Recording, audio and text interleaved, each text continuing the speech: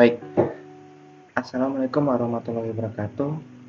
Perkenalkan, nama saya Rama dan aku Indrasa, NIM 22111011036, kelas S1 TT 10A. Pada kesempatan kali ini, saya akan mereview jurnal dan menjelaskan untuk memenuhi tugas besar matematika diskrit. Jurnal kali ini berjudul Implementasi Algoritma Kruskal dalam menentukan rute terdekat di Fakultas Universitas Jambi Kampus Pinang Pasir. Jurnal ini ditulis oleh Rizka Margadila, Yulanda Ramadaya, dan Yunita Putri Wulandari.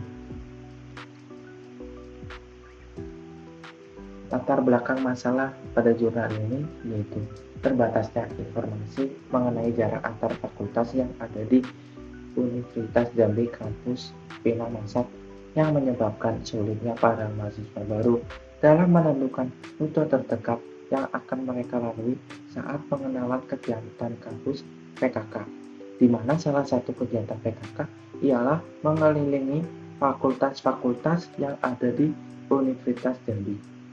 Jadi pokok masalahnya yaitu mahasiswa merasa kesulitan untuk menentukan rute terdekat dan membutuhkan waktu yang banyak untuk mengelilingi fakultas-fakultas yang ada di Universitas Jambi. Tujuannya yaitu memudahkan mahasiswa baru ataupun tamu yang ingin mengelilingi kampus dengan rute terdekat agar perjalanan mereka efisien. Next. Pada kesempatan ini, saya akan membuat spanning tree. Metode yang digunakan untuk menyelesaikan spanning tree terdapat dua, yaitu algoritma frame dan algoritma Kruskal. Pada kesempatan ini, saya akan menggunakan algoritma Kruskal. Algoritma Kruskal terdapat syarat-syarat yang harus ditentukan, yang harus dijalankan. Yang pertama, pada algoritma Kruskal, data harus diurutkan dulu berdasarkan dari sisi dengan bobot terkecil dan ke terbesar. Kemudian pada saat tabel atau data diurutkan, pilihlah bobot yang paling terkecil terlebih dahulu, tapi sisi dengan bobot sama dapat dipilih secara bersamaan atau dipilih sebagian secara sembarang dengan syarat tidak terjadi di antara sisi-sisi dipilih tersebut. Yang artinya, jika terdapat bobot sama maka pilih sembarang saja atau keduanya, tetapi dengan catatan tidak mengandung sirkuit. Sirkuit sendiri yaitu titik start bertemu dengan titik finish, yaitu saling bertemu atau membentuk suatu sirkuit. Kemudian lakukan langkah-langkah ini hingga simpul-simpul tersebut terhubung dan tanpa membentuk sirkuit sehingga terbentuk suatu penyelesaian minimum spanning tree. Nah, data-data ini terdapat simpul vertex A, B sampai dengan G. Dengan simpul-simpul tersebut saling berhubung dengan bobot yang sangat beragam. Ada yang sama dan ada yang bervariasi. Step pertama yaitu untuk menyelesaikan spanning tree dengan algoritma Kruskal. Step pertama yaitu mengurutkan bobot dari yang terkecil hingga terbanyak. Setelah dapat ditinjau sisi E dan D dengan bobot 80, sisi C dan D dengan bobot 190, sampai dengan sisi A dan C dengan bobot 1000. Setelah data-data terurut, maka kita akan lihat graf. Ya, kita lihat graf tersebut simpul-simpul saling berhubungan ya. Nah, simpul-simpul yang saling berhubungan sudah diurutkan, maka kita pilih simpul yang paling kecil, yaitu sisi E dan D. Nah, sisi E dan D. Maka kita tandai saja dengan garis warna merah. Nah, kemudian sisi C dan D, sisi C dan D kita hubungkan dengan tanda warna merah. Lalu sisi D dan F, sisi D dan F dengan bobot 210 kita hubungkan.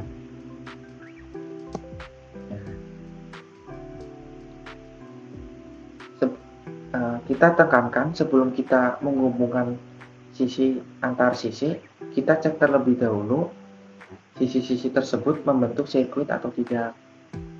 Jika tidak, maka sisi tersebut bisa dihubungkan atau bisa digunakan. Selanjutnya sisi F, G. Sisi F dan G dengan bobot 230.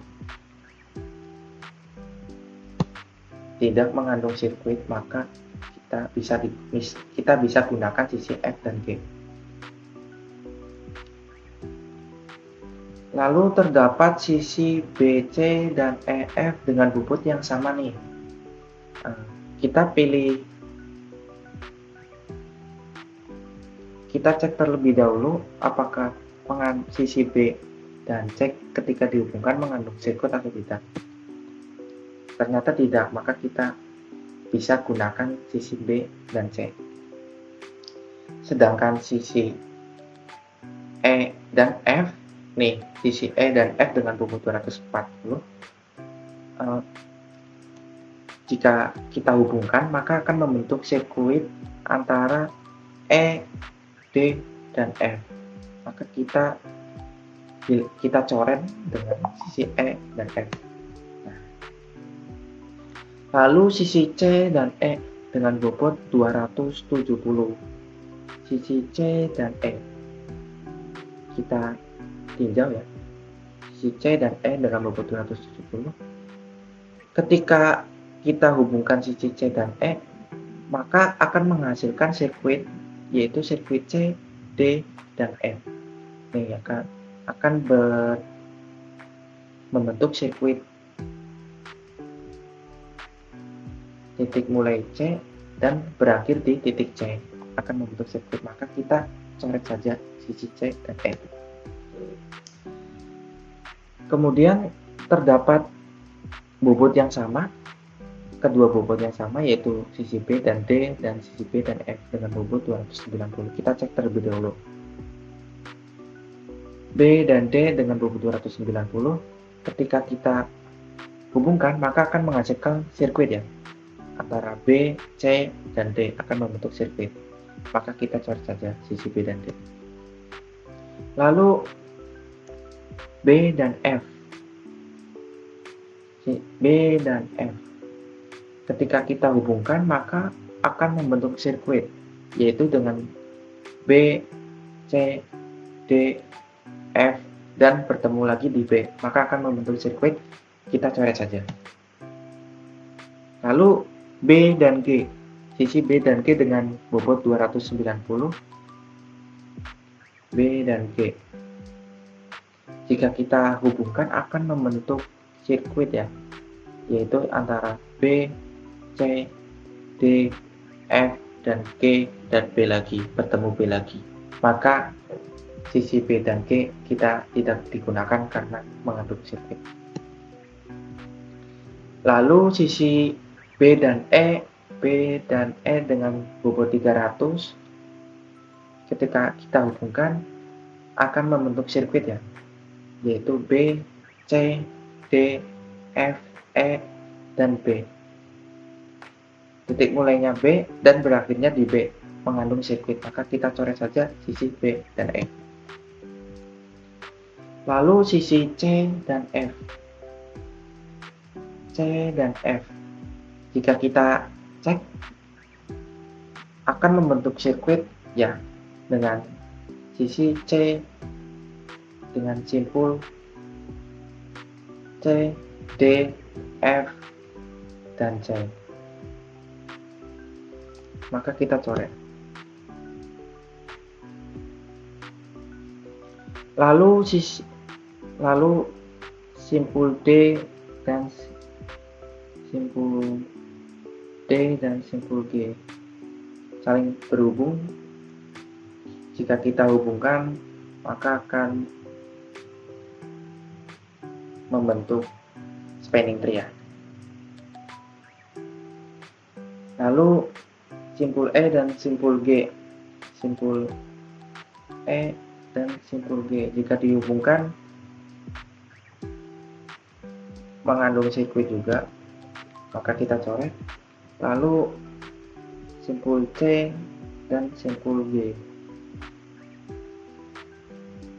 simpul C dan simpul G dengan bobot 550 jika dihubungkan akan mengandung sirkuit yaitu C, D, G, dan C. Kembali ke C, maka C dan G kita coret saja. Lalu kita hubungkan simpul A dan simpul B dengan bobot 750. Kita cek terlebih dahulu apakah membentuk sirkuit atau tidak. Tidak ya, tidak mengandung sirkuit, maka sisi tersebut kita dapat pilih, yaitu sisi A dan sisi B. Oke, setelah kita tinjau simpul A, simpul B, simpul C, simpul D, simpul E, simpul F, dan simpul G sudah saling terhubung, maka step selanjutnya kita hiraukan sisi simpul AF, AG, AD, AE, AC. Kita hiraukan karena iterasi saat ini sudah selesai di sini. Step selanjutnya kita menghapus sisi-sisi yang tidak dipilih. Dapat dilihat semua simpul sudah terhubung ya dan membentuk spanning tree. Step terakhir yaitu jumlahkan total bobot semua sisi yang sudah dilalui. Nah, ini kan sisinya 750, 250 dan tidak ada yang mengandung sirkuitnya. Maka ini sudah sesuai dengan minimum spanning tree. Jadi total bobot 80 tambah 190 terus 230, 240, 150, 1700 meter. Jadi hasil rute terdekat, total rute terdekat yaitu 1700 meter. Kesimpulannya, berdasarkan hasil penelitian ini dapat disimpulkan bahwa algoritma Kruskal dapat menentukan rute terpendek antar fakultas-fakultas yang ada di Universitas Jambi. Besar bobot minimum atau jarak terkecil untuk mengelilingi semua fakultas yang ada di Universitas Jambi kampus Pinamasak adalah 1700 meter, yang tadinya sebelum dilakukan spanning tree adalah 9680. Jadi, dengan adanya spanning tree, tamu dan mahasiswa lebih mudah menentukan rute terdekat dan lebih efisien waktu. Baik, sekian dari penjelasan saya. Apabila ada kata yang tidak berkenan atau tidak jelas, saya memohon maaf. Sekian dari saya. Wassalamualaikum warahmatullahi wabarakatuh. Terima kasih.